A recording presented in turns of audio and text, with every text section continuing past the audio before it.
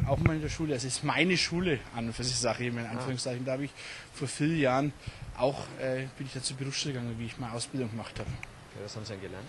Ich habe zuerst gelernt Groß- und Außenhandelskaufmann und bin dann nochmal auf die Schule gegangen, aber das ist mein Ursprung, also ich war hier Groß- und Außenhandelskaufmann.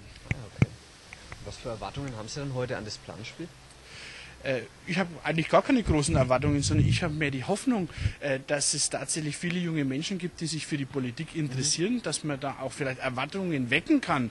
Letztendlich, die gestrige Stadtratssitzung war sicherlich nicht so erwartungsvoll, weil es relativ viel Blabla war am Anfang. Das hat die Tagesordnung geschuldet letztendlich. Aber Politik ist insgesamt eine interessante, wichtige Angelegenheit. Und da habe ich trotzdem die kleine Erwartung, dass man vielleicht den einen oder anderen heute auch Information geben kann.